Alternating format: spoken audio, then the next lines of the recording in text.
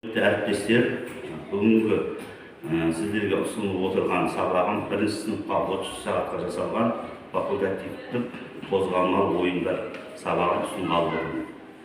Мақсаты қазақ халқының ұлттық ойындарын үйретіп отырып, ойын арқылы әдет-ғұрыптардан деректер беру, бойына адами жақсы қасиеттерді сіңіріп, өз халқының, отанын сүйетін азамат тәрбиелеу, оқушылардың денсаулығын шыңдап, салауатты өмір салтын дәріптеу.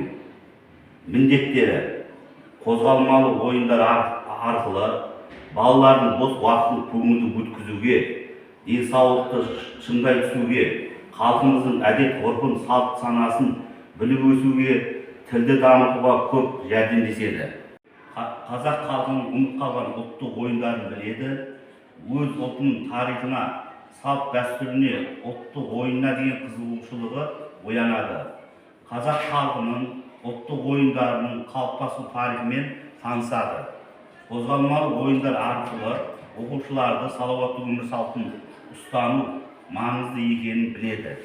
Қозғалмалы ойындар бағдарламасы ойын сабақ, ойын жаттығу, сергіту ойындары, дидактикалық мақсаттағы ойындар, сөздік ойындар, логикалық ойындар, ұлттық ойындар баланы жан-жақты дамытып, өзін қоршаған ортамен, табиғатпен, қоғамдық құбылыстармен, адамдармен, олардың еңбегімен, қарым-қатынастарымен танысуына көмектеседі.